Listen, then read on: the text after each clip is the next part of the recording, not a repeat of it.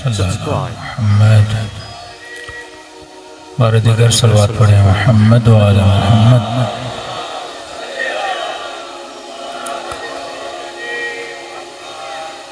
बानियाने मजलिस, हाज़रीन महफिल, वो मोमिनीन व मोमिनात जो आज हमारे दरमियान मौजूद नहीं, शुहदाए मिल्लत जाफरिया बिलख़स शुहदाए मुक़ावमत, सबको याद करते हुए एक मरतबा सूरतुल फ़ातिहा। बिस्मिल्लाहिर्रहमानिर्रहीम, अल्हम्दुलिल्लाहि रब्बिल आलमीन, अर्रहमानिर्रहीम, इहदिनस सिरातल मुस्तक़ीम, सिरातल लज़ीना अनअमता अलैहिम गैरिल मग़ज़ूबि अलैहिम वलद्दाल्लीन। बिस्मिल्लाहिर्रहमानिर्रहीम, वल्लाहु अकबर।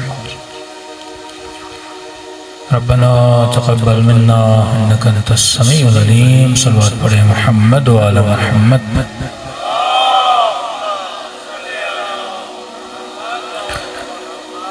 बिस्मिल्लाहिर्रहमानिर्रहीम, अल्हम्दुलिल्लाहि रब्बिल आलमीन, सलातु वस्सलामु अला सय्यिदिल मुरसलीन व खातमिन नबिय्यीन अबिल क़ासिम मुस्तफ़ा मुहम्मद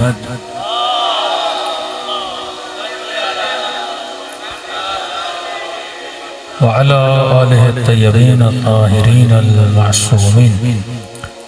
अम्मा बअदु फ़क़द क़ाल सुब्हानहु व तआला फ़ी मुहकम किताबिही बिस्मिल्लाहिर्रहमानिर्रहीम, क़ुल ला असअलुकुम अलैहि अजरन इल्लल मवद्दत फ़िल क़ुरबा। सल्लल्लाहु अलैहि मुहम्मद व आला मुहम्मद।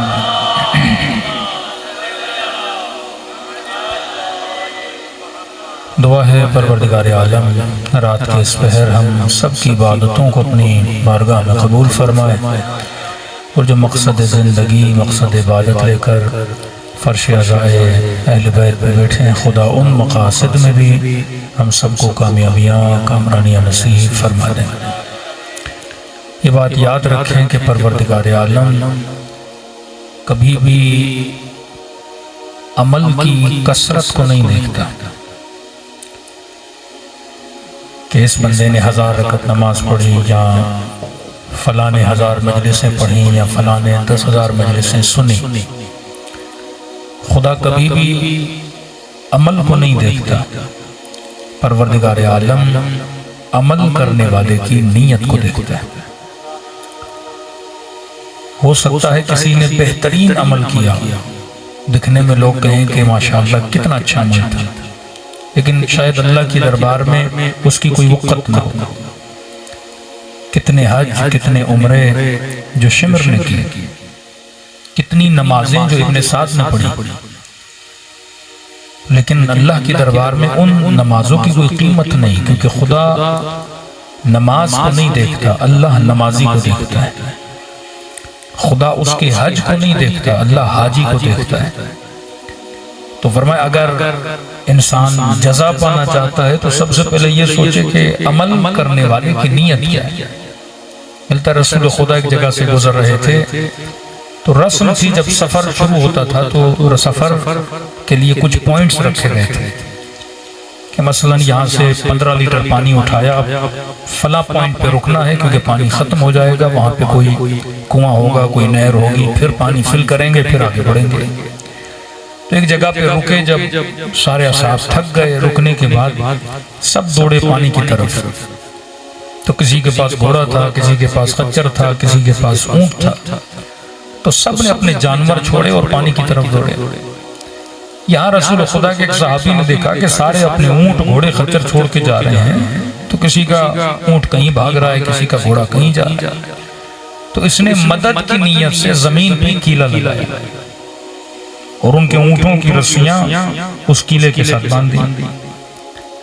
उसके बाद आया रसूल खुदा के खेमे में, या रसूल अल्लाह, मैंने आज बेहतरीन अमल अंजाम दिया है। नबी ने फरमाया क्या किया? या रसूल अल्लाह, मैंने ये सोचा कहीं किसी का घोड़ा न गुम हो जाए, कहीं किसी का ऊंट न गुम हो जाए। या रसूल अल्लाह, मैंने कील जमीन पे लगाई और रस्सी बांधी। नबी ने फरमाया अल्लाह तुझे जज़ाए खैर दे, क्योंकि तूने बेहतरीन अमल अंजाम दिया है। कहते सफर तमाम हुआ, किसी और सफर में रसूल खुदा आ रहे थे, इत्तफाकन इसी रास्ते से नबी का कोई दूसरा सहाबी गुजरा, उसका पांव उसी कीले से टकराया और पांव जख्मी पड़ गया। इसने क्या किया? कीले को जमीन से निकाल के, उखाड़ के और दूर फेंक दिया। आया रसूल खुदा की खिदमत में, या रसूल अल्लाह आज मैंने बेहतरीन अमल अंजाम दिया है। नबी ने फरमाया क्या किया है? या रसूल अल्लाह जमीन में कील थी, मेरा पांव टकराया, मैंने उसे उखाड़ के फेंक दिया, कहीं ऐसा ना हो कोई और आए उसके पांव से लगे और वो जख्मी हो जाए। नबी ने फरमाया अल्लाह तुझे भी जज़ाए खैर दे, और कहा कि अल्लाह न कील लगाने वाले को देखता है न निकालने वाले को देखता है, अल्लाह बंदे की नीयत को देखता है। हारून मस्जिद बना रहा है, बहलूल ने कहा हारून क्या कर रहे हो? अल्लाह की राह में अल्लाह का घर बना रहा हूं, मस्जिद बना रहा हूं, अल्लाह तुझे जजा दे। हारून एक काम कर, क्या करूं? कई काम कर, इस मस्जिद के ऊपर लिख बहलूल मस्जिद। तो हारून ने कहा लोग तुझे पागल कहते हैं लेकिन बड़ा होशियार है, पैसा मैं लगाऊं, मेहनत मैं करूं, जहमत मैं करूं, मस्जिद में बनाऊं, लेकिन नाम लिखूं तेरा। तो बहलूल ने कहा कि हारून मैं यही तो समझाना चाह रहा था, तू मस्जिद नहीं बना रहा, तू अपना नाम बना रहा है।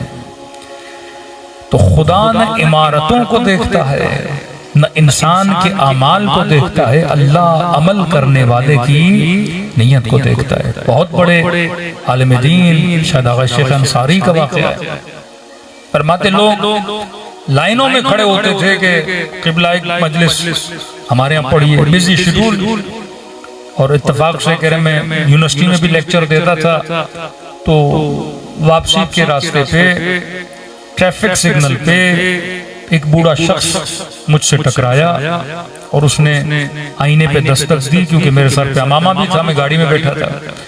उन्होंने कहा आप मौलाना हैं, मेरी आपसे छोटी सी दरखास्त है, मैं गरीब आदमी और दूर दराज इलाके में रहता हूँ, कल रात मेरे घर में मजलिस है और अगर आपको जहमत ना हो तो आपको मजलिस आके पढ़ना है। मैंने कहा कोई और का नहीं, मुझे कोई और नहीं मिल रहा, टाइम बहुत कम बचा है, लिहाजा अगर आपको जहमत ना हो। कहता उसके लहजे से लगा कि मुझे जानता नहीं, बस एक मशहूर खतीब हो, पूरी दुनिया जानती है, और एक आम सा मोमिन हो, बस उसने सर पे अमामा देखा कि तो मौलाना है और हम मजलिस पढ़ा लेते हैं। तो कहता मैंने दिल में कहा कि अंसारी तूने आज तक सारी मजलिस उनके लिए पढ़ी हैं जो तुझे जानते थे, पहली मर्तबा वो बंदा तुमसे टकराया है जो तुझे जानता ही नहीं, और सिग्नल पे रोक के बोल रहा है कल रात मेरे घर में आके मजलिस पढ़िएगा। कहता मैं चला गया, बहुत गरीबाना इलाका था, छोटा सा उसका घर था, 20-25 मोमिनीन उस मजलिस में थे। अब मैं वो जो हजारों के मजमे में कहते हैं पढ़ने वाला, अब एक ऐसी जगह जहां 20 लोग 15 लोग बैठे हुए हैं और पढ़ाने वाला भी मुझे नहीं जानता। कहते मैंने सिंपल सी ऐसे जिस तरह मजलिस पढ़ी जाती है मजलिस पढ़ी, घर आया। कहते कई दिनों के बाद मैंने ख्वाब देखा, ख्वाब में देखता हूं कि आलम बरज़ख में हूं और मुझे बोला जा रहा है कोई अमल दो जो अमल तुम्हारे लिए बाइज़ निजात बने।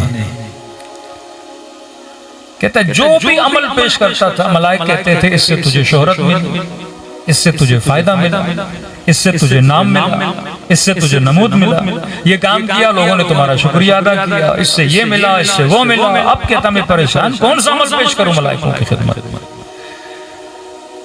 तो कहते हैं सोच सोच के मुझे एक अमल याद आया। मैंने कहा मैंने एक मजलिस पढ़ी थी जो पढ़ाने वाला भी मुझे नहीं जानता था और मैं कोई ऐसी नीयत भी लेकर नहीं गया था।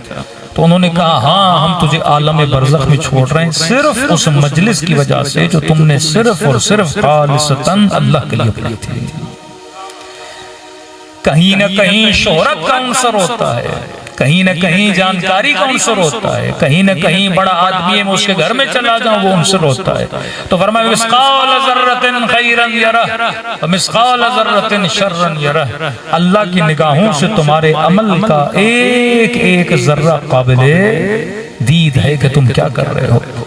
उलमा फरमाते हैं कि शहर नजफ में मौला का फरमान है अपने नफ्स को धोखा दिया करो कि मसलन आपका नफ्स शायद रोजा न रखे, शायद एक शकील इबादत की तरफ आगे न बढ़े, तो फरमाते से धोखा दो, ये खाना पसंद करता है, ये आसाइश को पसंद करता है। तो ये आलिम दीन कहते हैं अपने नफ्स को धोखा देते थे कि आज अगर इतनी नमाजें पढ़ोगे तो शाम को आपको चिल्लू कबाब खिलाएंगे। तो कहते हैं नफ्स चिल्लू कबाब की लालच में सारी नमाजें पढ़ता था। फिर कहते हैं जब रोजा भी रखते थे इत्तेफाक से, कह रहे जब इफ्तारी का वक्त होता था और चिल्लू कबाब मंगवाते भी थे, सुफरे पे पड़ा भी होता था, अब नफ्स की चाहत के चिल्लू कबाब खाया जाए, कहते उस वक्त फौरन में कबाब को उठाता था और वो कबाब साथ वाले हुजरे में जो तालिब इल्म था उसको दे के आ जाता था और खुद एक सूखी रोटी और चंद खजूरें खाता था और फिर अपने नफ्स को कहता था इतनी बार तूने मुझे धोखा दिया, आज मैंने तुझे धोखा दिया। तो हर जगह धोखा देना हराम है, पर नफ्स को धोखे देने में अल्लाह क्या देता है, सवाब अता करता है। चौथे इमाम, इमाम ज़ैनुल आबिदीन अलैहिस्सलातु वस्सलाम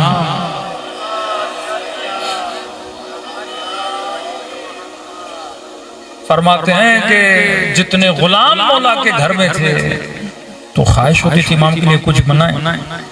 कहते उस दिन हमने इमाम के लिए बकरे का जिगर बनाया और शाम जब हुई सुफरे पे रखा और हमने कहा मौला आप तनावुल करें, तो फौरन मौला ने कहा ये उसे देकर आओ जो गली के अंदर भूखा बैठा हुआ है। अपनी ख्वाहिशात को कुर्बान करना, जब इंसान ये मकाम पा लेता है अब खुदा कहता है इससे मोहब्बत करना भी इबादत बन जाता है।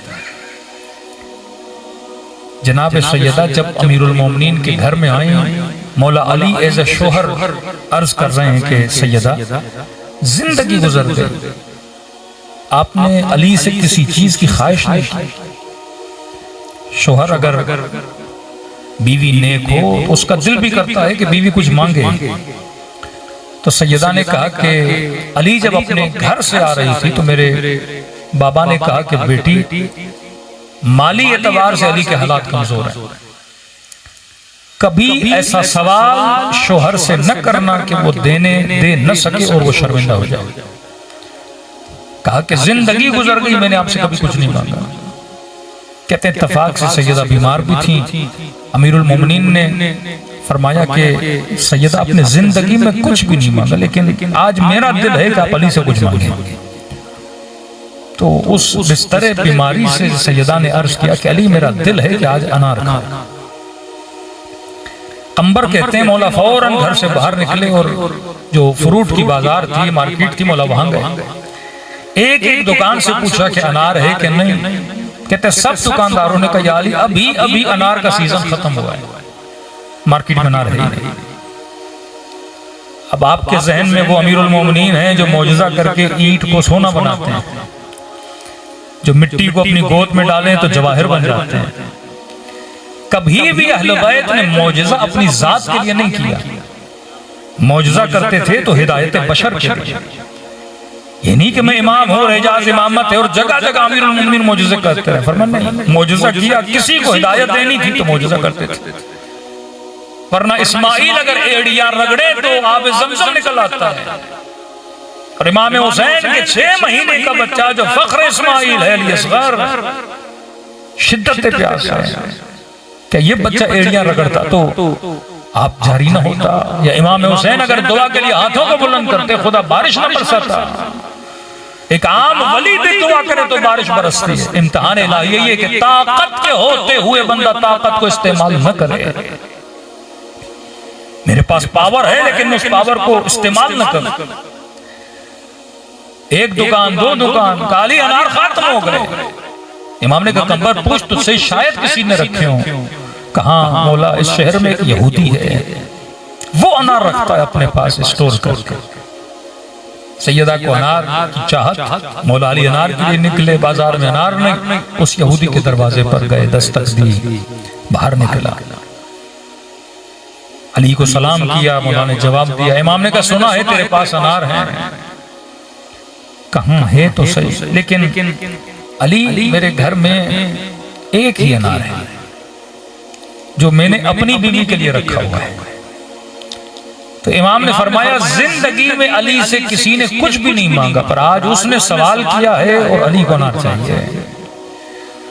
अगर उसकी कीमत 4 दिरहम है तो अली तुझे 8 देने के लिए तैयार है। का मसला पैसों का नहीं। कहते हैं दरवाजे की पुछ से उसकी जोजा सुन रही थी, शोहर को घर बुलाया, का देख नहीं रहे कि अमीरुल मोमिनीन अली इब्न अबी तालिब तेरे दरवाजे पे खड़े हैं।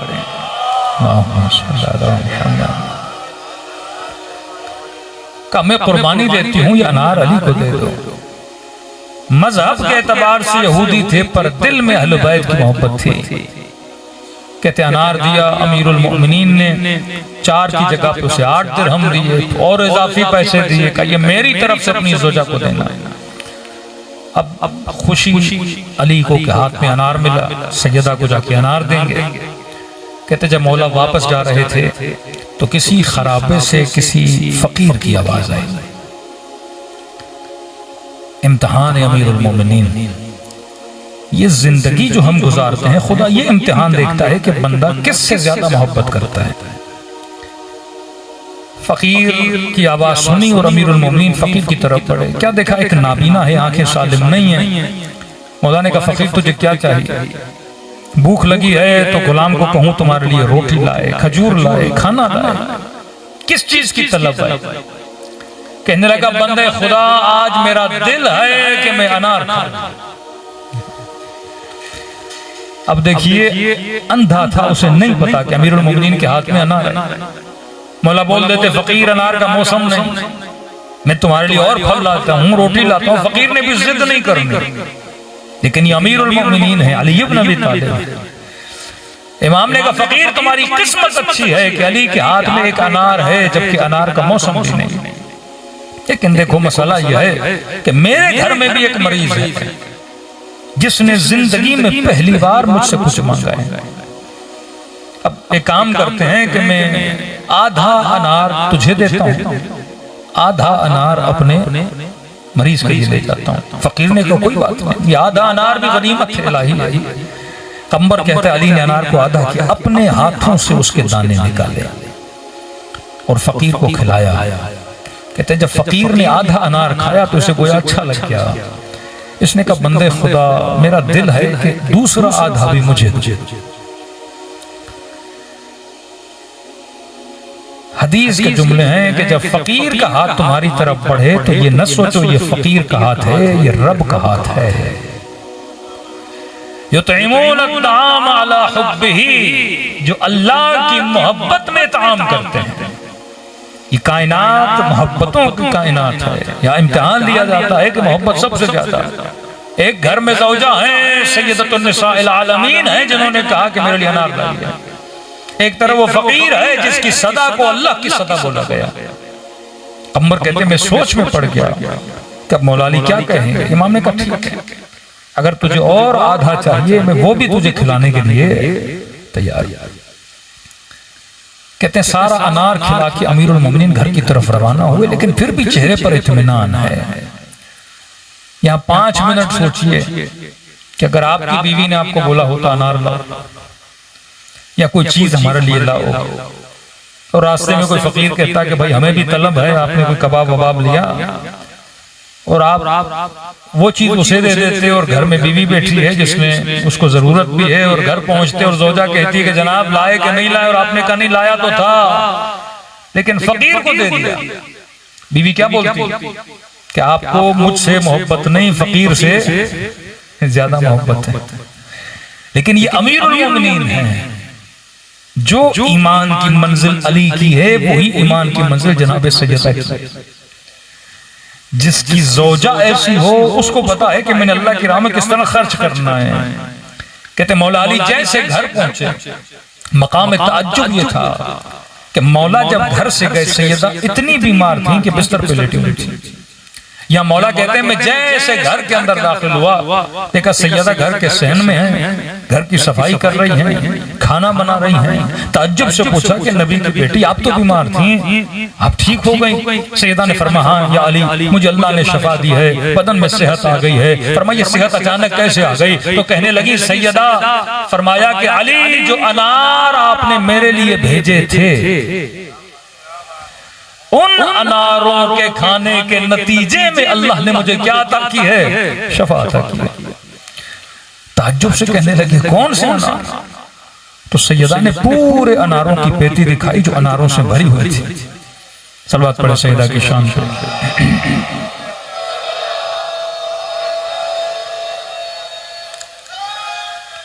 यार अब ये अनार की पेटी कहां से आई? यहां पे मौला फरमाते हैं अल्लाह का फरमान अगर खुदा की राह में एक दोगे खुदा 10 करके वापस करता है। यहां अली ने अनार फकीर को खिलाया, वहां जिब्राइल पूरे अनारों की पेटी लेकर आया। अब दूसरा नतीजा ये निकलता है कि एक दोगे खुदा कितना देगा? 10 बना के देगा। दूसरा नतीजा ये कि अगर आपका बेटा बीमार है, अब बेटे के लिए आधा किलो गोश्त लेकर आए, जरूरी नहीं कि इस गोश्त में शफा भी हो। आधा किलो सेब लेकर आए, जरूरी नहीं कि ये आधे किलो सेब में आपके बच्चे के लिए शफा भी रखी हुई हो, क्योंकि आप अपने पैसे से लेकर आए। शफा की जमानत नहीं है। वो अनार जो यहूदी ने दिया था, ये जरूरी नहीं था कि सैयदा अगर उस अनार को खाती तो उनको शफा मिल जाती, लेकिन उस एक अनार को देने के बदले में जो खुदा 10 देता है, उस रिज्क में खुदा शफा देकर आपके घरों में भेजता है। क्योंकि सदका 70 बलाओं को दूर करता है। यहां आपने 100 दिया, उसके बदले में जो 1000 आपके घर में आता है, उस 1000 में अल्लाह क्या रखता है? शफा रखता है। यहाँ आधा किलो दोगे, उसके बदले में जो खुदा आपको 5 किलो देगा, उसमें अल्लाह क्या रखेगा? शफा रखेगा। तो सैयदा ने खाया, अल्लाह ने क्या अता की? शफा अता की थी। जिस बीबी के लिए रसूल गिरामी ये फरमाए ये कायनात की पहली बेटी है, जिनके लिए रसूल कहे कि उम्म अबीहा, जो अपने वालिद के लिए भी माँ का दर्जा रखे। यानी रसूल दाखिल होते तो कायनात के लोग खड़े हो जाते, लेकिन सैयदा आती तो कायनात का रसूल खड़ा हो जाता। फरमाया कुल ला असअलुकुम अलैहि अजरन इल्ला अल मवद्दत फिल कुर्बा। खुलासा जिंदगी बशर कि हम जिंदगी में जो कुछ भी करते हैं मोहब्बत की वजह से करते हैं। आप सुबह से शाम तक मेहनत करते हो औलाद की मोहब्बत की वजह से। आप कोई होटल पे खाना लेने जाते हो शिकम की मोहब्बत की वजह से। आप बदन पे लिबास डालते हो बदन की मोहब्बत की वजह से। यहाँ से आप करबला जाते हो इमाम हुसैन की मोहब्बत की वजह से। यहाँ से आप हज मक्का उम्रा करने जाते हो खाने खुदा की मोहब्बत की वजह से। अगर कोई मंदिर भी जाता है तो बुद्ध की मोहब्बत की वजह से। ये नहीं कि सिर्फ आप खैर खैरात करते हैं, मिलियंस में कई ऐसे हिंदू हैं जो बुतों के लिए खैर खैरात करते हैं। किसकी मोहब्बत में?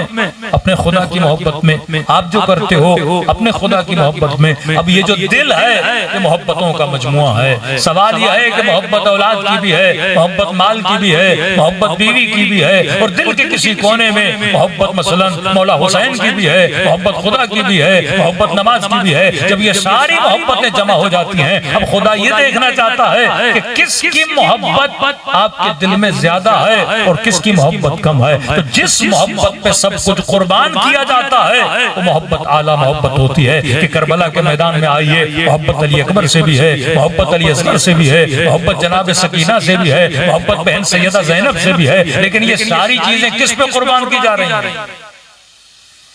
मोहब्बत खुदा पे कुर्बान की जा रही है।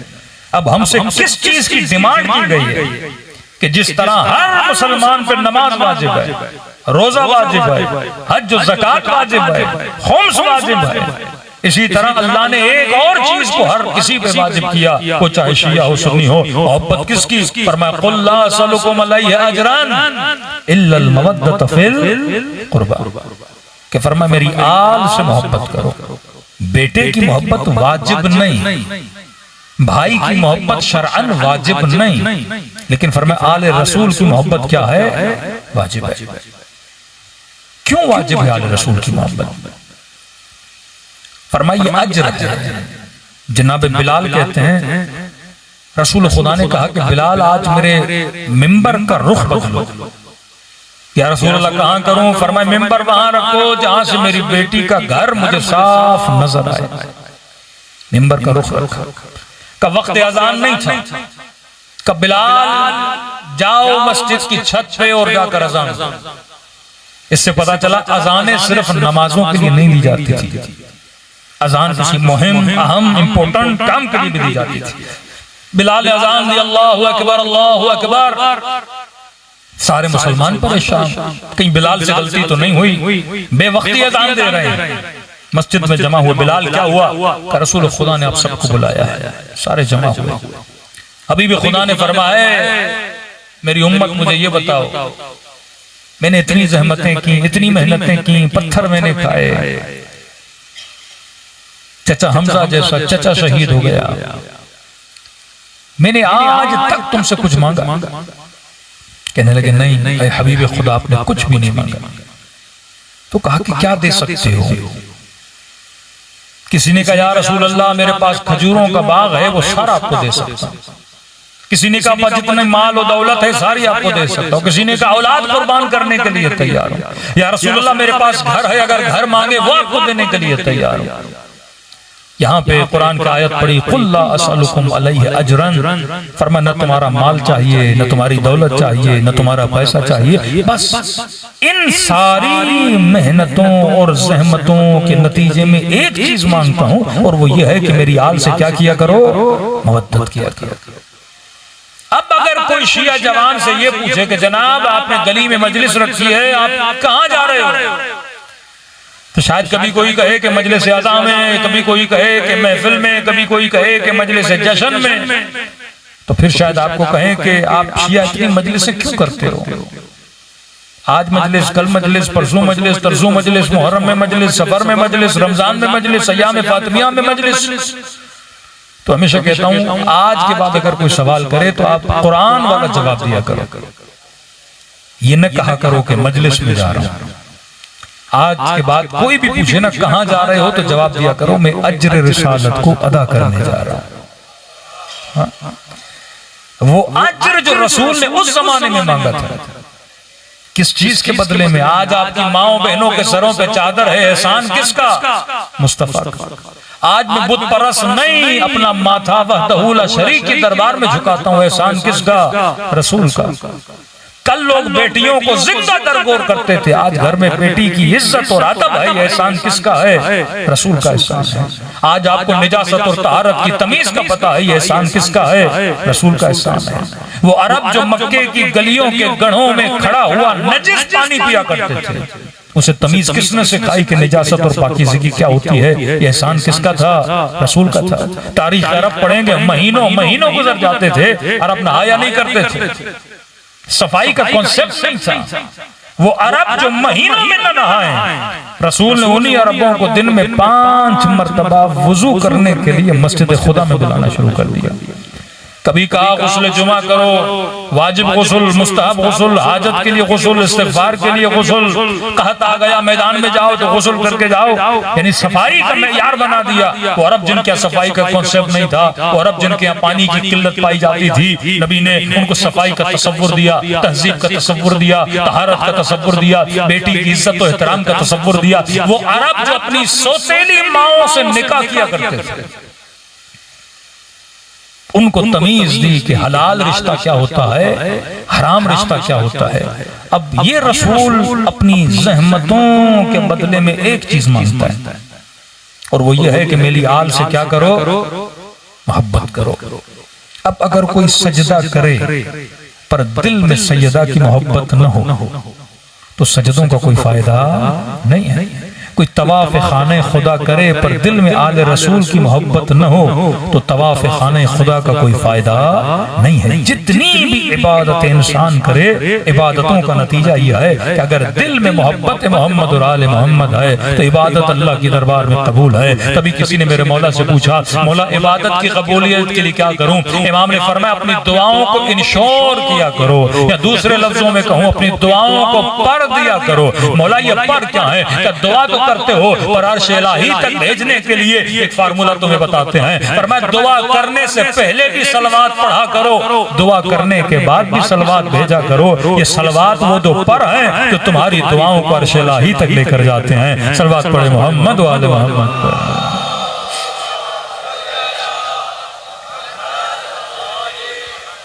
अब फसाहत कुरान यह है कि ये नहीं कहा कि मेरी आल से मोहब्बत करो। उर्दू में हम तर्जुमा ये करते हैं क्योंकि उर्दू के अल्फाज का जखीरा बहुत कम है, अरबी बड़ी वसी ज़बान है।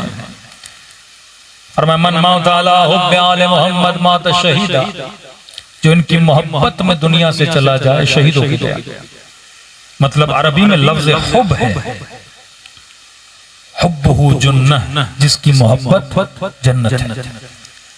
का नहीं, कुल ला असअलुकुम अलैहि अजरन इल्लल मुहब्बत फिल कुर्बा, नहीं इल्लल मवद्दत फिल कुर्बा। अरबी में लफ्ज इश्क भी है कि उशाकुल हुसैन, हुसैन के आशिक, लेकिन यहाँ पे ये नहीं कहा कि इश्क, यहाँ पे कहा कि मवद्दत करो, मोहब्बत भी नहीं, इश्क भी नहीं, मवद्दत। क्यों? क्योंकि मोहब्बत अली और आले अली से करने के लिए कहने की जरूरत नहीं है, मोहब्बत खुद ही हो जाती है। कितने हिंदू हैं जो अमीरुल मोमिनीन से मोहब्बत करते हैं? क्या गांधी इमाम हुसैन से मोहब्बत नहीं करता?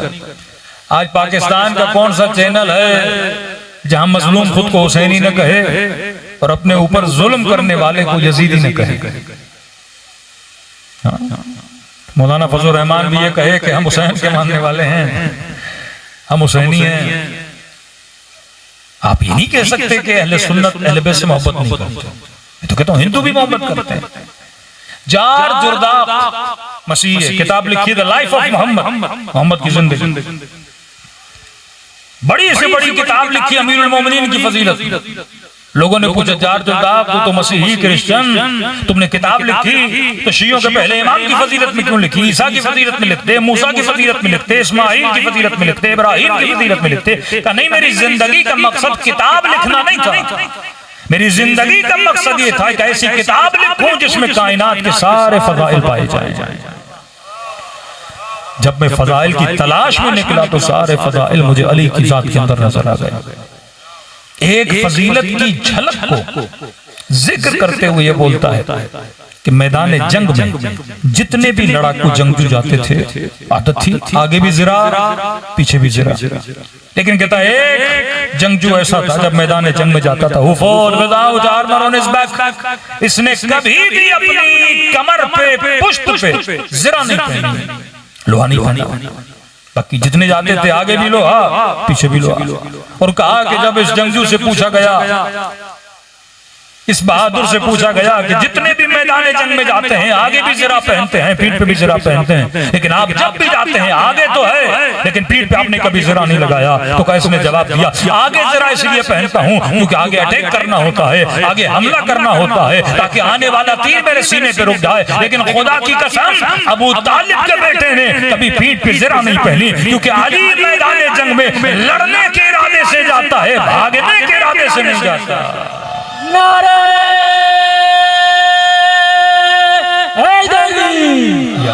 खुशनूदी अमीरुल मोमिनीन बुलंदतर सलावत मुहम्मद।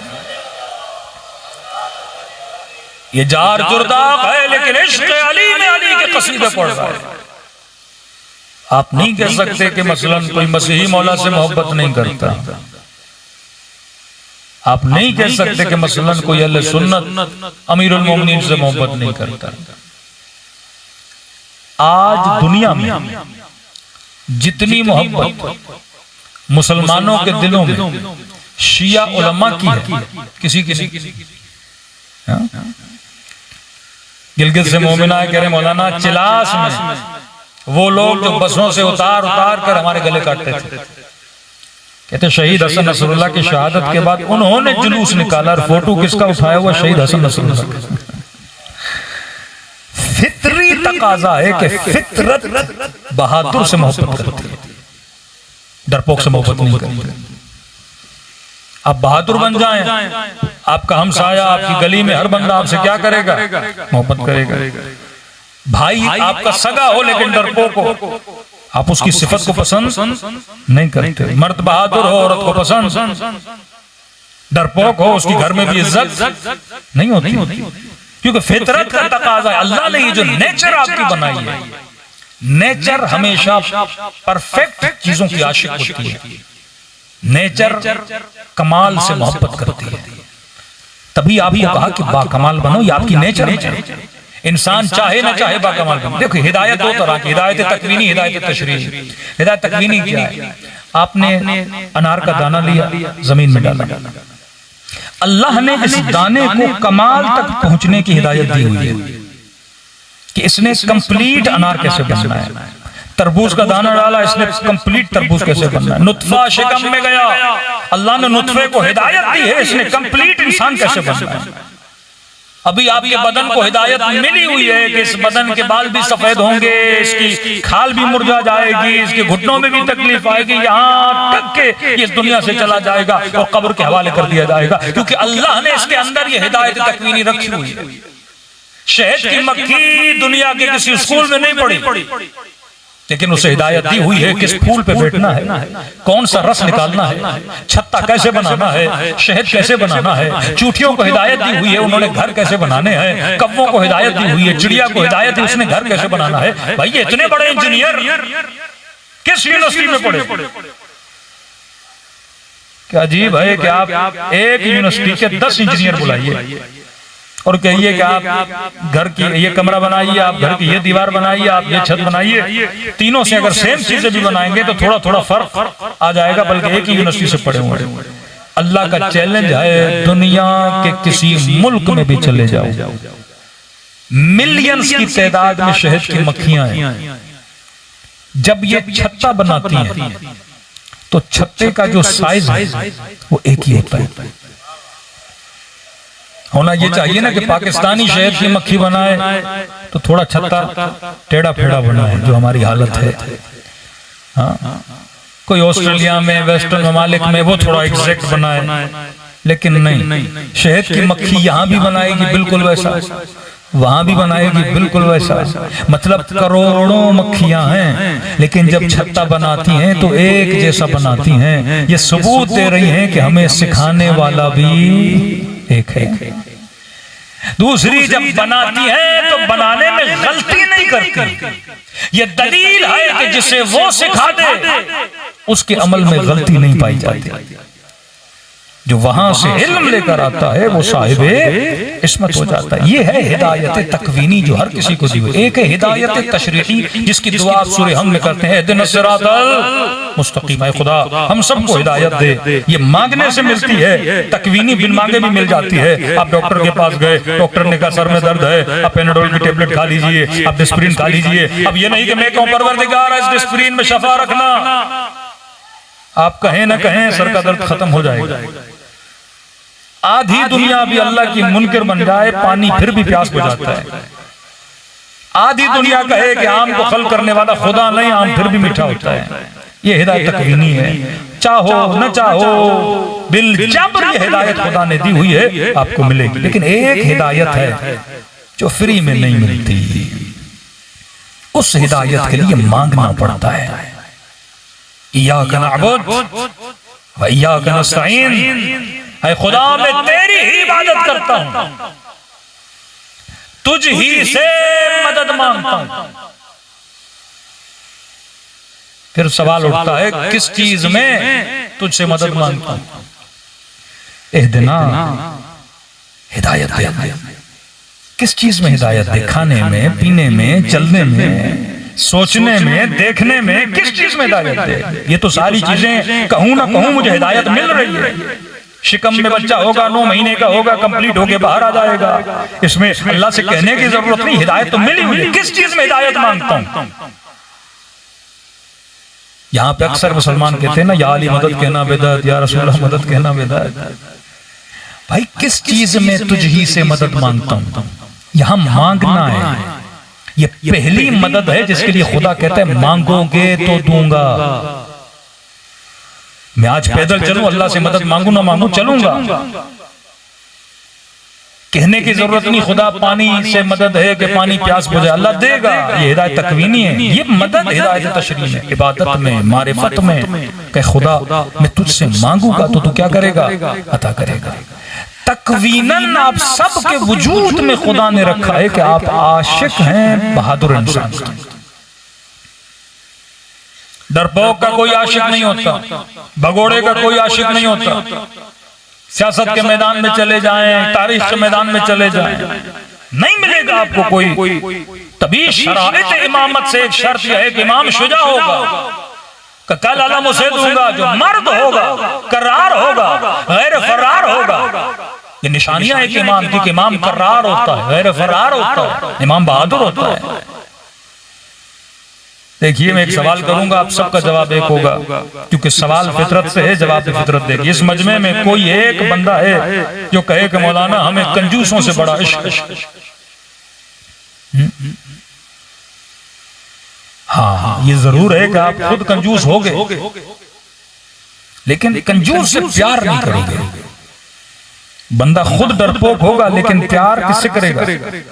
बहादुर से करेगा। फितरत में जाहिल से प्यार नहीं करता, किससे करता है?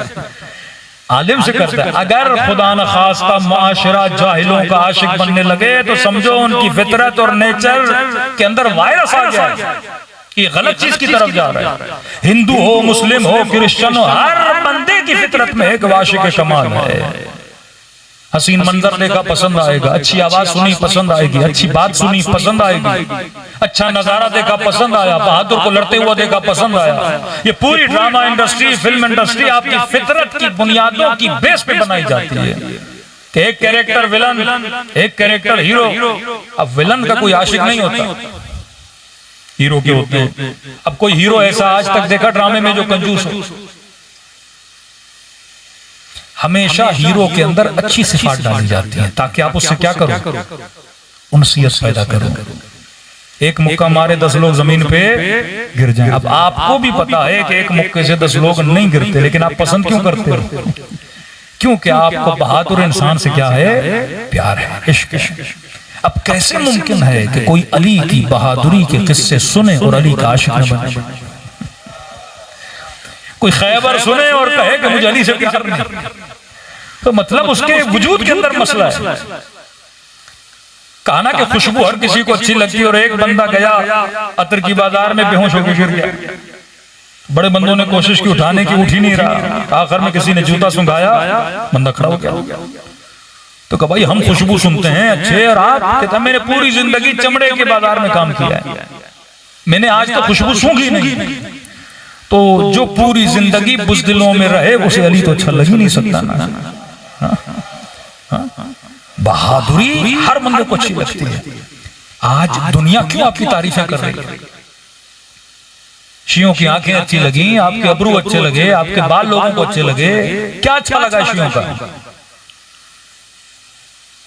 क्या मैं कहता हूं एक अरब मुसलमान है पूरी दुनिया में, और एक अरब मुसलमान इस इंतजार में बैठे कि शिया इस्राइल को कब मारेगा। क्या बंदूकें इनके पास नहीं? क्या जहाज इनके पास नहीं? क्या पैसा इनके पास नहीं? क्या बादशाहतें इनके पास नहीं? क्या हुकूमतें इनके पास नहीं? क्या फौजें इनके पास नहीं? सब कुछ है, लेकिन इंतजार किसका कर रहे हैं? डिस्कस जिस भी चैनल को खोलो, शिया कब मारेगा, शिया कब मारेगा। ऐसा क्यों है? क्योंकि सबको पता है अगर कोई बहादुर है तो वली के चाहने वाले हैं।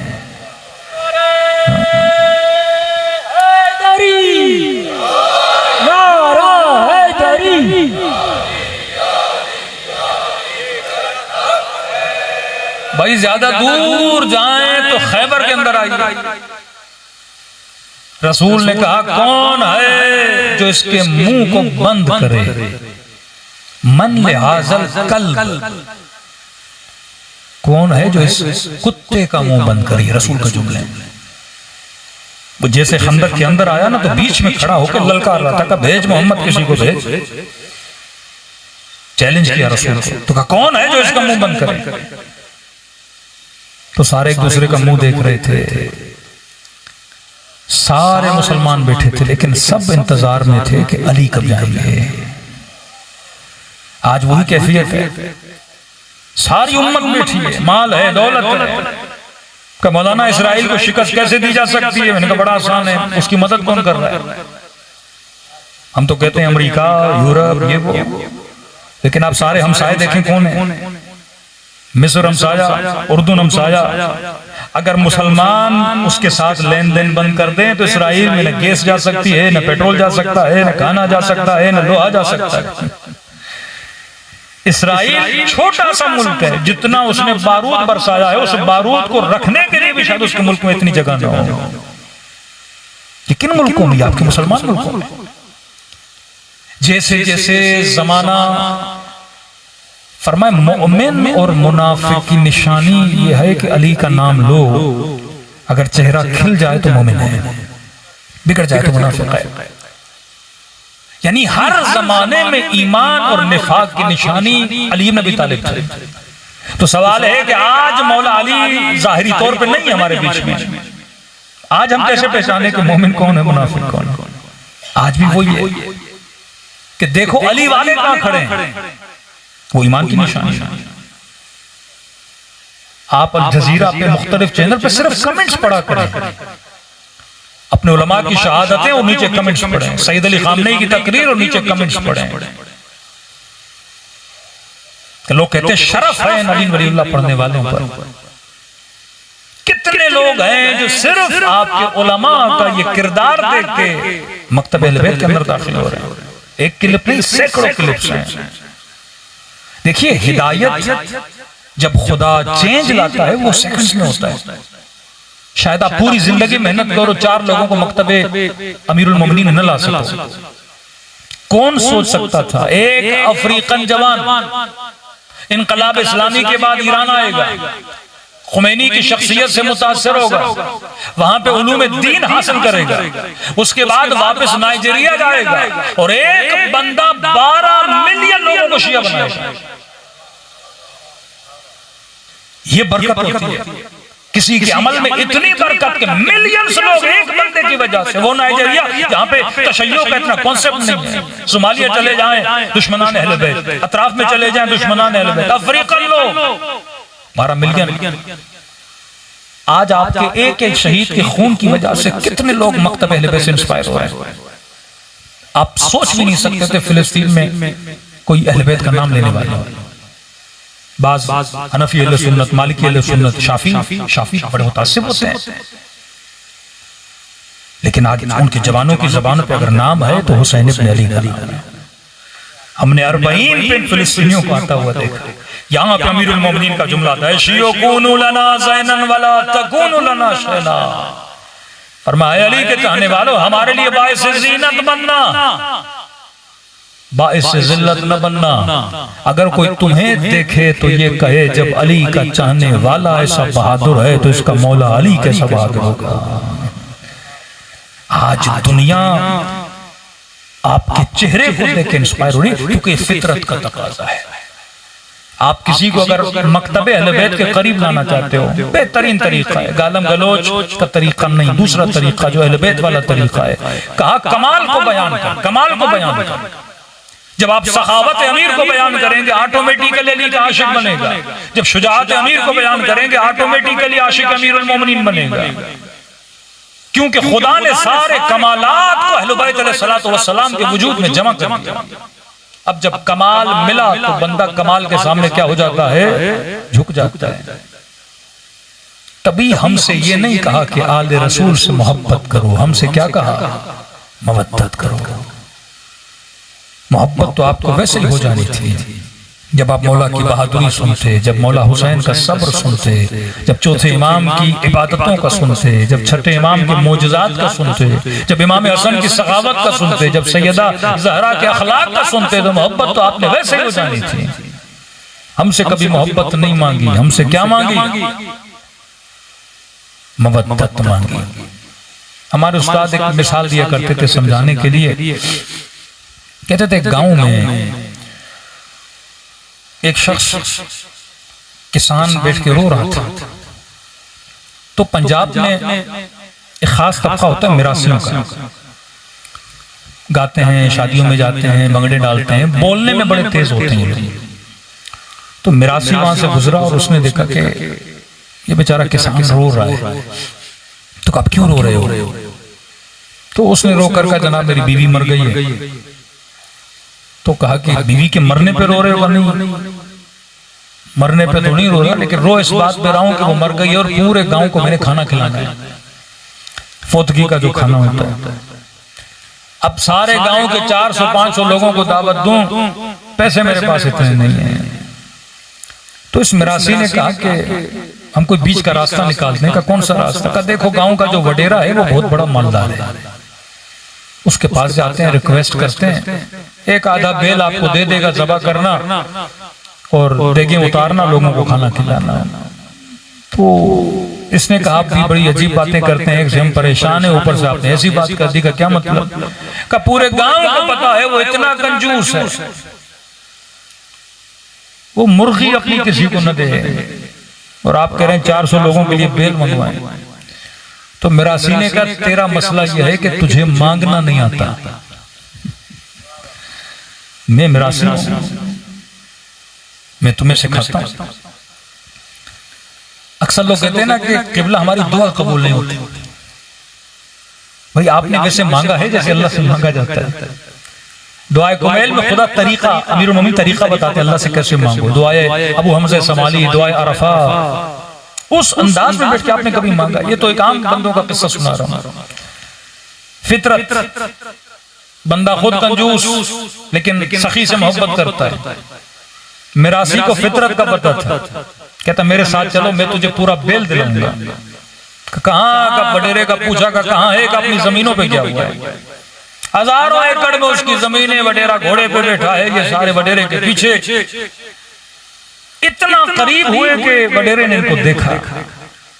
अब इसने बुलंद आवाज में इस किसान से कुछ बातें करना शुरू कर दी और कहा क्या है गरीब किसान, तुझे नहीं पता इस वडेरे का दादा कितना सखी था। किसान कहता है मुझे इल्म था कि इसका दादा भी कंजूस है, लेकिन ये झूठी तारीफें कर रहा है। का 2-3 तारीफें उसने की, 4-5 कदम आगे बढ़े। का दादा बहुत सखी था, लेकिन इसके दादे को इसके अब्बे ने भी पीछे छोड़ दिया, वो तो उससे भी ज्यादा सखी था। मैंने कहा आप क्या कह रहे हो, इसके बाप तो और भी ज्यादा कंजूस था। का सिर्फ सुनते जा, तुम्हें बेल चाहिए कि नहीं चाहिए? कहता चंद कदम और बड़ा, का दादा तो दादा, बाबा तो बाबा, वडेरा खुद इतना सखी कि फलां को जमीन चाहिए थी, वो मसला हल किया, फलां का घर टूटा हुआ था, वो बना के दिया, फलां को ये मसला था, गांव में जो भी परेशान है वो इसी के दर पे आता है। तेरा मैं हैरत में देख रहा हूँ कि तारीफें कर किसकी रहा है? का खामोश। का वडेरा सुनता गया। मैंने कहा जनाब इतनी तारीफें कर दी, अब तो जाके वडेरे से बात करो। का नहीं अभी भी सब्र करो और तारीफें करनी। का 4-5 तारीफें और की तो पंजाब के वडेरे चौधरी साहिबान मूछें बड़ी रखी, तो कहते हैं 8-10 तारीफें की तो इसने अपनी मूछों को ऐसे मरोड़ा। तो इसने कहा अब चलो, वो खुश हुआ। का उसके करीब गए, कहा भाई क्यों आए? का चौधरी साहब ये बेचारा परेशान है, इसकी बीवी मर गई है, एक जानवर इसने ज़बा करना है। मैंने कहा ऐसे सखी वडेरे के होते हुए किसी को परेशान होने की जरूरत है? कितना चाहिए, क्या चाहिए? ये बेल खड़ा है, ले जाओ। कहते उसने बेल लिया, वापस आ गया। हमारे उस्ताद अखलाक कहते थे अगर किसी कंजूस की भी झूठी तारीफ करो वो सखी बन जाता है। किसी कंजूस की भी झूठी तारीफ करो वो सखी बन जाता है। और आखिर में कहते थे तलबा खुदा तो है ही सखी, तुम उसकी भी तारीफ नहीं करते। यानी कंजूस की तारीफ करो सखी बन जाता है, जो पहले से सखी है अगर आप उसकी तारीफ करोगे तो उसके वजूद का करम कितना ज्यादा होगा। तो आले रसूल से मोहब्बत करना ये फितरत का तकाजा है। हर बंदा अहले बैत से मोहब्बत करेगा, लेकिन हमसे मोहब्बत नहीं मांगी मेरे अजीज। मोहब्बत मांगी तो शायद हिंदू करे, गैर विलाई शख्स करे, लेकिन जो साहिब विलायत है, जिसने अहले बैत की विलायत को माना, जो जिंदगी उनकी विलायत के साए के नीचे गुजारे, उससे क्या मांगा? मवद्दत मांगी। फरमा मौला ये मवद्दत क्या है? फर्क है मवद्दत और फर्क है मोहब्बत क्या है? फरमाया मोहब्बत बीवी से करो, मोहब्बत बच्चों से करो, मोहब्बत बदन से करो, मोहब्बत कल्चर से करो, मोहब्बत अपने वतन से करो, मोहब्बत अपनी मोहल्ले से करो, मोहब्बत अपने माँ बाप से करो। लेकिन ये नहीं कहा कि आले रसूल से मोहब्बत करनी है। अब फिर मोहब्बत और मवद्दत क्या है? फरमाया जहां कायनात की मोहब्बतें खत्म होती हैं वहां से मवद्दत की इब्तिदा होती है। जहां ये सारी चीजें कुर्बान हो जाए। फरमाया सबसे पहले जिसने राह विलायत में कुर्बानी दी उसका नाम है सैयदा फातिमा ज़हरा। सल्लल्लाहु अलैहि वसल्लम की शान।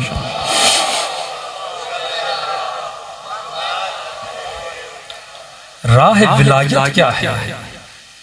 राह विलायत अहल बैत के बताए हुए उसूलों का रास्ता। फरमाए हसन मेरे लाल उसीकुम बितक़वल्लाह व नज़्मिल अम्र कूनू लिज़ालिम खस्मा व लिलमज़लूम औना। फरमाया उसूलों पे जान दे दे, अहले बैत के बताए हुए उसूल। हुज्र इब्न उदै सर कटा दिया, अली को नहीं छोड़ा। अब आज़र गफ्फारी शहर बदर हो गए, रास्ते को नहीं छोड़ा। हबीब इब्न मदाहिर बच्चे कुर्बान कर दिए, राह को नहीं छोड़ा। मुस्लिम इब्न औसजा वजूद कुर्बान कर दिया, राह को नहीं छोड़ा। सैयदा पसलियां तोड़वा दी, पर राह विलायत को नहीं छोड़ा। फरमाया यहाँ पे कुर्बानी है मेरे अजीज, ये वो मकतब नहीं जिसमें मीठी मीठी नशीदें और नातें पढ़ी जाएं, जुमले कसे जाएं। ये कुर्बानी है। आओ कुर्बानी देखनी है, लुबनान आओ। मैदान कारजार देखना है, यमन आओ। 15-15 साल से उसूलों के लिए जंग लड़ रहे हैं। असल क्या था? कौनो लिज़ालिम खस्मा। फरमाया वो शिया हो ही नहीं सकता जिसके दिल में जालिम के लिए रत्ती बराबर मोहब्बत हो। वो हमारा हो ही नहीं सकता जिसके दिल में मजलूम के लिए हमदर्दी न हो। मकतब का असल है तवल्ला और तबर्रा। तवल्ला का मतलब अच्छाइयों का इश्क, तबर्रा का मतलब बुराइयों से नफरत। जिसके दिल में इश्क बुराई हो वो इस मकतब का नहीं है, वो इस राह विलायत का नहीं है। कि खुशी खुशी जान दे दे, लहू दे दे इसके लिए कि मैं जिंदगी गुजारूंगा तो असल के मुताबिक, उसूल के मुताबिक। लोगों के जहनों में तसव्वुर है कि मौला हुसैन मक्के से करबला गए जंग के लिए। नहीं मेरे अजीज, जंग करने के लिए जाते तो मौला बहुत बड़ा लश्कर पहले यमन से जमा करते, फिर कूफे की तरफ हरकत करते। नहीं, खत लिखे गए थे, हुसैन आओ। इमाम पर है कि जब इमाम को बुलाया जाए तो इमाम लब्बैक कहे। कूफा 70 to 80% जब मौला की हिमायत में निकल रहा तो इमाम ने कहा बगैर जंग की हुकूमत बन जाएगी। जब पहुंचे और हुर का लश्कर आया तो इमाम ने सबसे पहले ये कहा कि हुसैन इब्न अली कूफे वालों ने आपकी बैत को तोड़ दिया है, या जब खबर पहुंची जनाब मुस्लिम शहीद हो गए, या बसरे में मौला के वाली को शहीद कर दिया गया, तो इमाम ने फरमाया और मैं हुसैन जंग नहीं चाहता। हम आए इसीलिए थे क्योंकि हमें बुलाया गया था। अगर कूफे वाले कहते हैं हुसैन हमें नहीं चाहिए तो ठीक है, मैं वापस चला जाता हूं। फिर वो जुमले यमन की तरफ जाऊं, मदीने की तरफ जाऊं या सिंध की तरफ आऊं, तो मैं चला जाता हूं, जंग नहीं चाहता मैं। जब मौला हुसैन जंग भी नहीं चाह रहे तो फिर यजीद इमाम हुसैन को शहीद क्यों कर रहा है? कि नहीं आप यहीं रुकेंगे जब तक ऑर्डर नहीं आता। तवक्कुफ किया गया, मौला को रोका गया। का शर्त यह है कि जब तक बेअत नहीं करेंगे तब तक जाने नहीं देंगे। यहां बेअत या जंग। अब यहां उसूल की बात आ गई। का नहीं मिस्ली ला युबायु मिस्ल यजीद, मुझ जैसा यजीद जैसे की कभी बेअत नहीं कर सकता। हम घरों में बैठ जाएंगे, हुकूमत करनी है करो, बेअत नहीं करेंगे। करनी ये फिक्र है हुसैन से खतरनाक। ये जो मिस्ली का नारा है कि मुझ जैसा, मैं कौन? उसवे रसूल, मैं कौन? शरीयत पे चलने वाला, मैं कौन? दीन की हकीकत को बयान करने वाला, मैं कौन? हक़ानियत को अया करने वाला। मुझ जैसा, तुझ जैसे की मतलब तू मुझ जैसा नहीं। तू कौन? शारिबुल खम्र। तू कौन? फिस्क व फुजूर करने वाला। तू कौन? जुल्म करने वाला। तू कौन? अमीरुल मोमिनीन से दुश्मनी करने वाला। कहीं तुझ जैसे के लिए नहीं करूंगा। सर कटा दिया असल के लिए।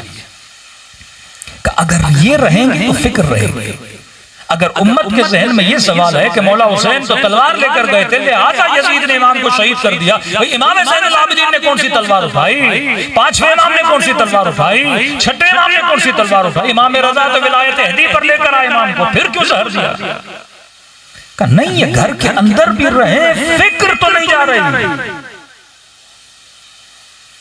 ये फिक्र होगी तो ये लोगों के जहनों में फिक्र को मुंतकिल करते रहेंगे। अमीरुल मोमिनीन के बाद किसी भी आइम्मा के पास हुकूमत नहीं आई, लेकिन तशय्यो कितनी मिकदार में बढ़ी कि बहरीन शिया, कुम शिया, शहर रे शिया, अहवाज शिया, बसरा शिया, कूफा शिया। ये तशय्यो कैसे बढ़ी? फिक्र अहले बैत अलैहिस्सलातु वस्सलाम से। अगर ये रहेंगे तो फिक्र जिंदा रहेगी, लिहाजा जहर देके मार दिया जाए। आज मसला शिया से नहीं, आपकी फिक्र से।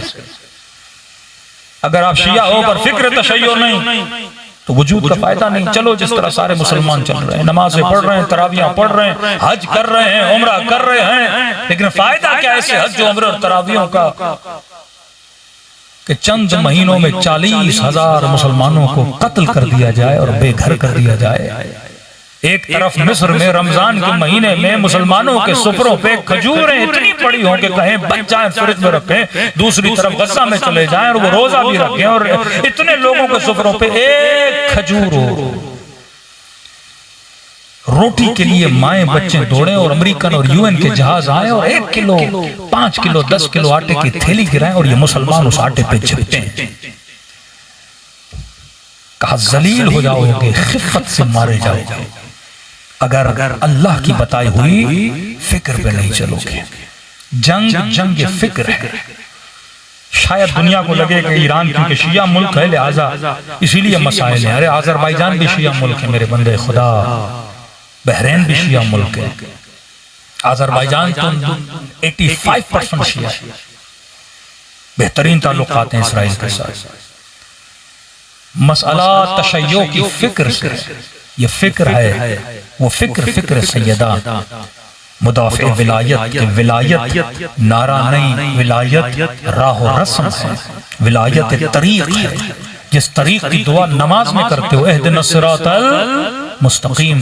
किसी ने मेरे छठे इमाम से पूछा मौला ये सिरात क्या? फरमाया हुआ सिरात अली इब्न अबी तालिब। ये जो दुआ करते हो खुदा मुझे सीधे रास्ते पे चला, सिरात मुस्तकीम पे चला, कि ये रास्ता अली इब्न अबी तालिब का रास्ता है। रास्ता बंद नहीं हुआ, आज भी चल रहा है। जिसकी कुर्बानी जितनी बुलंद उसका दर्जा अल्लाह के दरबार में उतना बुलंद। आओ करबला। किसी अंग्रेज खातून ने कहा कि मुझे समझ नहीं आती, माएं पूरी रात जागती हैं ताकि बच्चा सो जाए, माँ खुद भूखी रहती है ताकि मेरे बच्चे का पेट भरा हो। का समझ नहीं आती। जब मैंने उम्मे फरवा पढ़ी तो पता चला 14 साल का बच्चा था। अजीब है करबला। इमाम ने कहा अब्बास जरा लेकर आओ। देखो इससे पता चलता है कि जंग की नीयत है ही नहीं, क्योंकि अगर करबला में हजरत कासिम ने लड़ना होता तो मदीने से वो अपने लिए ज़रा लेकर आता। ये तो मौला शिफ्टिंग कर रहे थे मदीने से कूफे की तरफ, क्योंकि वहां हुकूमत बनेगी और मौला वही रहेंगे जिस तरह अमीरुल मोमिनीन ने आके अपना घर कूफा बनाया। सारे अपने बच्चों को लेकर आए कि कूफे में हुकूमत बनेगी, वहां रहेंगे। कहा ज़रा लेकर आओ। गाजी अब्बास कहते हैं मैंने पूरे खेमों को छाना, मुझे कोई ज़रा नहीं मिली जिसका साइज जनाब कासिम के बदन का। 14 साल का जवान बच्चा कह नहीं मिली। तभी जनाब कासिम की शहादत जब पढ़ी जाती है तो इनकी पसलियों की शबाहत जनाब सैयदा से दी जाती है कि करबला का वाहिद शहीद है जिसकी दाएं तरफ की पसलियां बाएं तरफ चली गई। तो अंग्रेज खातून कहती मुझे समझ नहीं आता कि माँ तो जागती है ना, बच्चा बच जाए, भूखी रहती है, बच्चे का पेट भरा रहे। कहिए कैसी मोहब्बत है बच्चे से, कि पता भी है ज़रा नहीं। कुर्ते में बच्चे को घोड़े पे सवार करा के तलवारों के मुकाबले में, नेज़ों के मुकाबले में, तीरों के मुकाबले में भेज रही है। कि अगर मैं मां हूं तो मैं अपने बच्चों को इस तरह नहीं भेजूंगी। तो किसी आलिम ने उसको जवाब दिया कि आप सही कह रही हो, मोहब्बत में कोई बच्चों को कुर्बान नहीं करता, लेकिन मसला यह है कि उम्मे फरवा को कासिम से मोहब्बत थी पर हुसैन से मवद्दत थी। मवद्दत का मतलब यह है कि बेटा कुर्बान करो। इम्तिहान जब खुदा लेता है तो सबसे अजीज तरीन चीज आपसे छीनता है, सिर्फ ये देखने के लिए कि मुझसे कितनी मोहब्बत है। बुढ़ापे में इब्राहिम को बेटा दिया, कहा जा मक्के की सरजमीन पे छोड़ के आ, ऐसी जमीन जहां फसलें नहीं उगती, जहां पानी नहीं, 50-55 डिग्री की गर्मी। बीबी हाजरा कहती जब इब्राहिम छोड़ के जा रहे थे मैं इस फिक्र में थी, एक बार तो मुड़ेगा, देखेगा, बेटे की मोहब्बत खींचेगी, बीवी की मोहब्बत खींचेगी। कहते हैं जाते जाते इब्राहिम ने एक बार भी मुड़ कर नहीं देखा। बेटा जवान हुआ, 13-14 साल का, अल्लाह ने कहा वापस आ इब्राहिम, फिर वापस आए। इतने सालों के बाद बेटे को देखा, रात को सोए, ख्वाब में देखा अपने बेटे को ज़बह कर रहे हैं। ख्वाब क्यों? यकीन की मंजिल, नबी है, झूठा ख्वाब नहीं हो सकता। शैतान ने तरद्दुद पैदा करने की कोशिश की, इब्राहिम ख्वाब है, इस्माइल ख्वाब है, अगर अल्लाह ने कहना तो मीकाईल को भेजते, जिब्राइल को भेजते, ख्वाब क्यों? मकाम यकीन लेकर गए। बाप और बेटे का ईमान। हमारे बाज लोग पढ़ते हैं छुरी नहीं चलाई थी, दुम्बा आ गया था। नहीं मेरे अजीज, छुरी चलाई थी, छुरी न चलाते तो कमाल इब्राहिम नहीं है। चलाई थी तभी हाजरा ने कहा कि मेरे बेटे के गले पे छुरी के निशान कैसे, और तड़प गई थी कि मेरे बेटे को ज़बह करने गए थे। कहते हैं 3 मरतबा इब्राहिम ने प्रैक्टिकली गले पे छुरी चलाई, पर छुरी गले को काट नहीं रही थी। आखिर में इतना जलाल आया इब्राहिम को कि छुरी को पत्थर पे मारा गया। छुरी अल्लाह की नाफरमानी क्यों कर रही हो? कहते बेज़बान छुरी से आवाज आई, इब्राहिम करूं तो क्या करूं, खलील कहता है काटो, जलील कहता है न काटो। मवद्दत फिल कुर्बा, कितनी मोहब्बत है। मोहब्बत का मतलब अपना वक्त दो, जो 17 मिनट न दे सके अल्लाह के लिए, जो साल में चंद पैसे खुम्स के नाम पे न दे सके, जो अपने बच्चों के लिए 1 घंटा न निकाल सके कि इस बेटी को मैं जनाब सैयदा वाली तरबियत दूं, इस बेटे को जनाब अली अकबर वाली गैरत दूं। दीन वक्त मांगता है आपसे, है क्या और हमारे पास यही वक्त है। और मौला फरमाते हैं कि जब बूढ़े हो जाओगे फिर कहोगे या लैत शबाब मता यऊद, जिंदगी पलटो, लेकिन उस वक्त पलटती नहीं है। फरमाया जिंदगी वो कि जब भी मोमिन से बोला जाए तैयार हो अल्लाह की तरफ सफर करने के लिए, बोले हाँ मैं तैयार हूं। करबला कुर्बानी का नाम, मदीना कुर्बानी का नाम।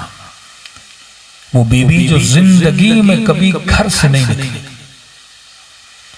नाबीना आए, रसूल ने फरमाया बेटी नाबीना है, देख नहीं रहा। फरमाया बाबा वो नहीं देख रहा, मैं तो देख रही हूं।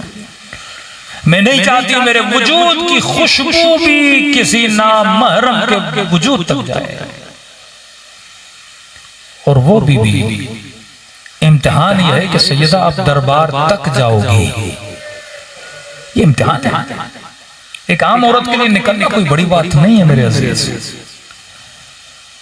इम्तिहान अली ये नहीं कि अली तलवार लड़ाए, जिसको लोगों ने तलवार लड़ाते हुए खंदक में देखा, खैबर में देखा, ओहद में देखा, बद्र में देखा। अली के लिए कोई बड़ी बात है तलवार लड़ना, शहादत पाना। जंग ओहद में बदन जख्मी, खून बह रहा, रसूल खुदा के पास आते, मौला अमीरुल मोमिनीन की आंखों से आंसू आ रही हैं। अली रो क्यों रहे हो? फरमाया रसूल अल्लाह चाचा हम तो शहीद हो गए, इतने साल शहीद हो गए, अभी तक अली को शहादत नहीं मिली। फरमाया अली ये छोटा जिहाद है, तुम्हारे आगे बड़े बड़े जिहाद पड़े हैं।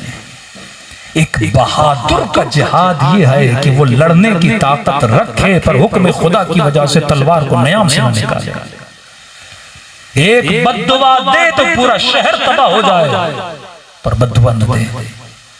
सैयदा का इम्तिहान जो कभी घर से न निकले, कहते हैं जब बीबी निकली तो आगे भी कनीजें, पीछे भी कनीजें। किसी ने कहा ये कनीजों का जुर्मट क्यों? उनका सैयदा नहीं चाहती उनके कदमों के निशानों पर भी नामहरम की निगाह पड़े। तो ये कहे कि अली मेरी वसीयत है मुझे रात में दफन करना, फिजा ये कहे कि मेरे चेहरे को परेशान देखा, बीवी परेशान क्यों है? अरब में रस्म है जब कोई औरत मर जाती है जनाजा चारपाई पे रखा जाता है। फिजा जब चारपाई पे होगा तो इंसान की जिस्मात के साइज का पता लगता है। फरमाया बीबी हबश में औरतों के जनाजों को ताबूत में डाला जाता था। काली वसीयत करती हूँ मेरे लिए ताबूत बनाओ, गस्लनी बिल्लैल कफनी बिल्लैल, ताबूत में भी रखा, फिर भी वसीयत की मुझे रात की अंधेरी रातों में दफन करना। ऐसी बीबी को दरबार में बुलाया जाना और दरबार में जाए। सैयदा ज़ैनब का इम्तिहान क्या है? वही इम्तिहान जो उनकी माँ का है। ये भी वो बीबी हैं जो कभी घर से नहीं निकली। जनाजा उठने लगा तो इमाम हसन फरमाते हैं कि मुझे किसी के रोने की आवाज आ रही थी। तो मौला अली ने कहा कि हसन ये कौन है जो रो रहा है? मुड़ के देखा, फरमाया बाबा ये ज़ैनब है जो रो रही है। फरमाया हसन मेरी बेटी को कहो मैं अली बर्दाश्त नहीं करूंगा, घर से बाहर निकले। उसी बीबी को कूफे की बाजार में ले जाया जाए, शाम के दरबार में बुलाया जाए। कहते हैं इब्ने ज़ियाद के सामने कटे हुए सर पड़े थे। देखो खुदा किसी भूखे को खाना न दिखाए, किसी प्यासे को पानी न दिखाए। इतने दिनों का सफर सैदानियों ने कुछ खाया नहीं पिया नहीं। कहते सारे कटे हुए सर सामने, ये लुक़मे चबा रहा था, हाथ में एक छड़ी हर सर पे रखता था। ये किसका सर है? ये किसका सर है? कहते साथ में ये लईन शिमर खड़ा था, बताता था ये कासिम का सर है, या बाज का सर है, या उन मोहम्मद के सर है, या हुसैन इब्न अली का सर है, ये ज़ुहैर का सर है, ये हबीब का सर है, बताता गया। कहते इसके वजूद में कोई तब्दीली नहीं आई। बड़े आराम से खाना खा भी रहा था, लुक़मे चबा भी रहा था, पूछता जा रहा था। कहते खाते खाते इसकी निगाह एक सर पे पड़ी, खाना छोड़ दिया इसने। शिमर ये किसका? का ये हुसैन का जवान बेटा था, अली अकबर। कहते बड़े गौर से देखने लगा, का बहुत सुना था, हसीन था, आज देखा है। इब्ने ज़ियाद कहते वल्लाह अगर पता होता बेटा ऐसा है मैं कभी तुझे न कहता कि हुसैन को शहीद करो। कहता जिंदा रखो। अमीर क्या मतलब जिंदा क्यों रखूंगा? जिसका बेटा ऐसा हो वो उसके कटी हुई गर्दन को देख के खुद ही बिलप बिलप के मर जाता। अब इम्तिहान सैयदा ज़ैनब क्या है? जिस बच्चे को बचपन से पाला, पूरे रास्ते में देखे कि उसका सर नोके नेज़ा पर है। वो सकीना जिसको आदत है अपने बाबा के सीने पे सोया करती थी, पूरे सफर में उस बच्ची को दिखाया जाए और बाप के चेहरे पे छड़ी मारी जाए। इम्तिहान इमाम ज़ैनुल आबिदीन। आप सुनते ना 11 मुहर्रम को सैयदा ज़ैनब ने खुद को ऊंट की ऊंचाई से जमीन पर गिरा दिया। पूछा बीबी आपने ऐसा क्यों किया? कि मैं देख रही थी सज्जाद की निगाह बाबा के पामाल लाशे पे थी, चेहरा दूध की तरह सफेद हो गया, खौफ था कहीं बदन से रूह न निकल जाए। निगाहों को बदन से हटाने के लिए मैंने खुद को ऊंट से नीचे गिरा दिया। अजीज ये राह इम्तिहान की राह है, सस्ता रास्ता नहीं, मुश्किल रास्ता है। और इस राह पे चलने के लिए आपको फर्श अज़ा पे बुलाया जाता है कि सुनो करबला नाम नहीं, करबला नजरिया है। करबला सिर्फ शुआर नहीं, करबला तर्ज जिंदगी है। फरमाया नसीबों वाले लोग फर्श अज़ा पे आते हैं। ये आंसू जो आपकी आंखों से बहते हैं ये रिज़्क़ परवरदिगार आलम है, ये खुदा हर किसी को नहीं देता। नबी ने फरमाया कसावत की निशानी जुमूदुल ऐन है, जब आंखें खुश्क हो जाएं तो समझना दिल कसी है, जब आंखों से आंसू टपक पड़े तो समझना अल्लाह ने तुम्हारे दिल को नरमी अता की है। फरमाया खुलूस से दिल से मेरे हुसैन को सलाम करो, खुदा तुझे सवाब ज़ियारत हुसैन अता करेगा। इमाम ने फरमाया कि एक सलाम से सवाब ज़ियारत हुसैन ले सकते हो। का मौला इतनी आसानी से फरमाया एक निशानी अगर वो तुम्हारे अंदर आ जाए तो समझना सवाब इजारत मिल गया। मौला कौन सी निशानी? कि जब मेरे गरीब जद को सलाम करो, सलाम करने के बाद अगर न चाहते हुए तेरी आंखों से आंसू आ जाए, फरमाइए मत समझना ये तेरे आंसू हैं, हुसैन ने तुझे तेरे सलाम का जवाब दिया है। फिर पूछा मौला इतनी ताकीद क्यों है? ज़ारत आशूरा 100 सलाम है। फरमाया क्योंकि आशूरा के दिन मेरा बाबा तरस गया था कि कोई उसे सलाम करे। कहते थे ये बागी है, इसे सलाम न करो, सलाम मुसलमानों को किया जाता है। कि तुम में से जब जब भी कोई मेरे बाबा को सलाम करता है, मेरे बाबा के कलेजे को ठंडक मिलती है। आधी रात का वक्त है, कबूलियत दुआ, दिलों को करबला की तरफ रवाना करें और ऐसे सलाम करें जैसे सैयदा ज़ैनब ने अपने भाई को सलाम किया। सब मिलकर अस्सलाम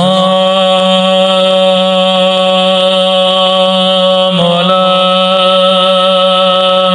हुसैन व अला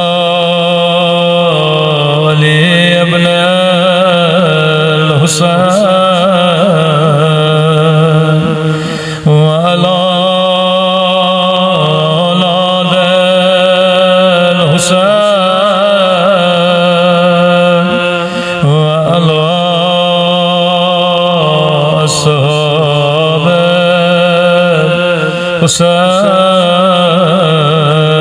सब मिलके सलाम अला हुसैन व अला अली इब्न हुसैन की सदा बुलंद व अला औलाद हुसैन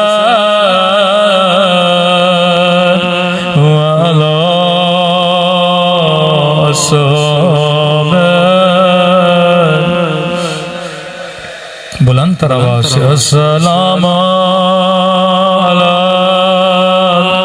हुसैन व अला अली इब्न व अला औलाद व अला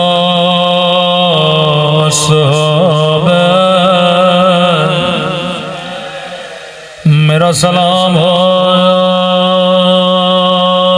ज़ैनब की लुटी हुई चादर पे,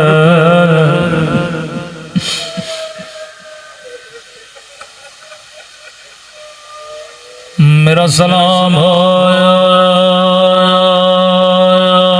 उन जख्मी होठों पे, मेरा सलाम हो उन खुश्क होठों पे जिन्हें छड़ी से मारा गया। अल्लाह ये मंजर किसी बच्ची को न दिखाए। मैं हमेशा दुआ करता हूँ खुदा बचपन में किसी को यतीम न बनाए। अल्लाह बचपन में किसी को उनके माँ बाप का जनाजा न दिखाए। मेरा सलाम हो बचपन में झुकी हुई कमर पे, जब कभी दिल करे रोने का तो कभी ज़ियारत नाहिया पड़ा करो।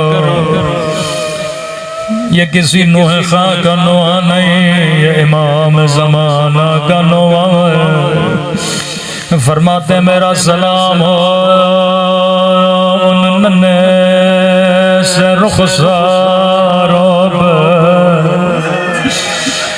अल्लाह जाने ये किस बीबी के रुखसार, जवाब मेरे मौला ने खुद दिया। मेरा सलाम नन्हे से रुखसारों पे, ओ जिनका रंग बदलता रहा, कभी शिमर के तमाचों ने रंग नीला किया, कभी जालिम के तमाचों ने रंग सिया किया। शायद कोई बरादर अहले सुन्नत मौजूद हो, शायद कहे ये शिया इतना क्यों रोते हैं। जब भी कोई एतराज करे उसे सही बुखारी की ये हदीस सुनाया करो। रसूल खुदा फरमाते हैं मुसलमानों, कभी हैवान को भी मुंह पे न मारा करो, हैवानों के चेहरों का भी एहतराम किया करो।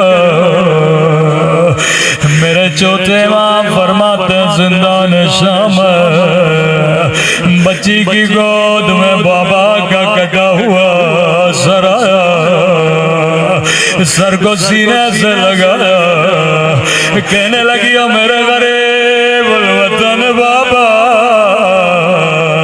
ओ मेरे 3 दिन के प्यासे बाबा, बाबा जरा आंखें खोलो, जरा मेरे जख्मी रुखसार देखो।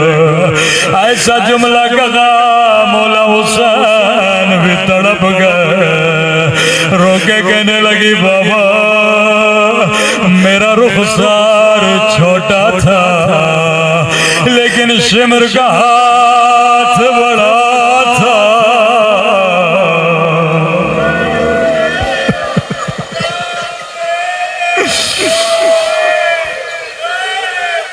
चेहरों पे तमाचों की मुसीबत बड़ी पुरानी है।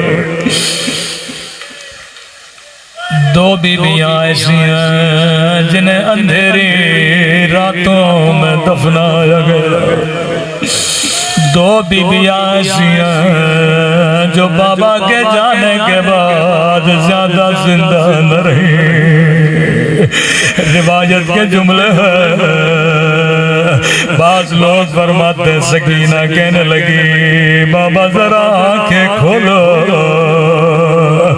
जरा मेरे सफेद बाल देखो।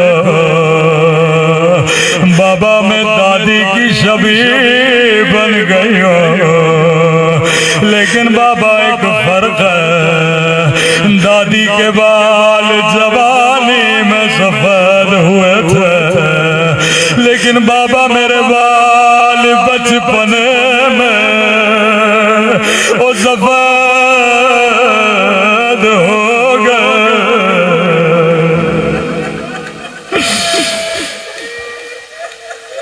कुछ पसलियां मदीने में तोड़ी गई। बेटियां बाबा से बड़ा प्यार करती, बेटे माओ से बड़ा प्यार करते हैं। मौला हसन किसी जाकिर के ख्वाब में आए, फरमाया जाकिर तू मेरे शियों को मेरे असली मसाइब क्यों नहीं सुना? कहता मैंने सारे मसाइब बताए मौला, जहर मिला, तीर लगे, 2 मरतबा कफन मिला। फरमाया ये सारे मेरे मसाइब हैं पर मेरी असली मुसीबत नहीं है। रो के अर्ज की मौला आप खुद बताइए। इमाम ने फरमाया मेरे शियों को बताना मेरे असल मसाइब मदीने की एक गली में।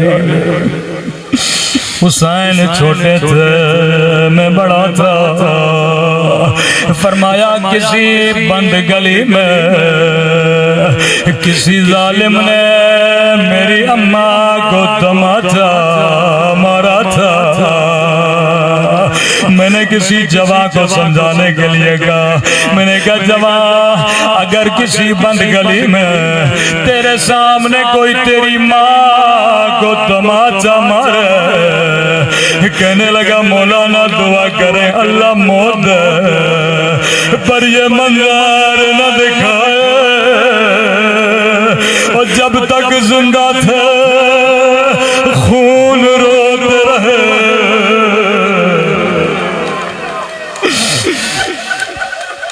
जब भी मस्जिद जाते बार बार रास्ते बदलते रहते। साहबी ने कहा मौला इस गली से चलिए, रास्ता बड़ा करीब है। फरमाया जिंदगी गुजर गई, मैं इस गली से नहीं गया। मौला इस गली से क्यों नहीं जाते? रोके कहने लगे इस गली में उस लई का घर है जिसने मेरी अम्मा पे आग का दरवाजा गिराया था। जब जब उसके चेहरे को देखता हूँ मुझे माँ की टूटी हुई पसलियां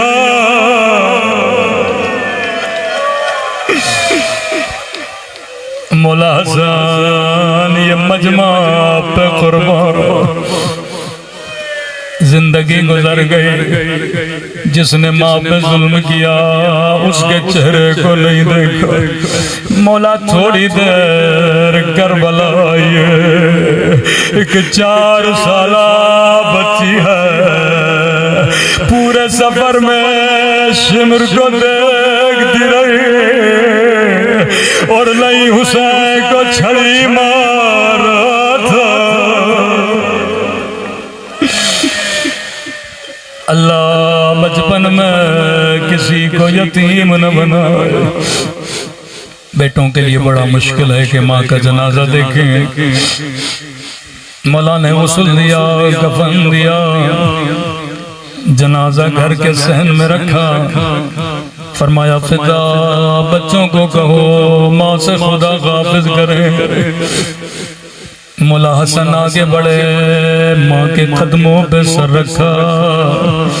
सैयदा ज़ैनब आगे बढ़ी, माँ के सीने से लिपट गई। बीबी उम्मे कुलसूम आगे बढ़ी, माँ के माथे का बोझा लेने लगी। फिजा कहती है एक छोटा बच्चा था जो सर घुटनों में देके ज़ारो कतार रो रहा था। सुनोगे ये बच्चा कौन है? ये नन्हे इमाम हुसैन है। फिजा ने कहा हुसैन क्या माँ से खुदा का हाफिज नहीं करोगे? रोके कहने लगे अम्मा फिदा जब तक मुझे अम्मा नहीं बुलाती मैं नहीं जाऊंगा। रिवायत के जुमले हैं एक मर्तबा बंदे का फान खुले, 2 हाथ बाहर आए, आजा मेरे करबला वाले हुसैन, आजा मेरे 3 दिन के प्यास हुसैन।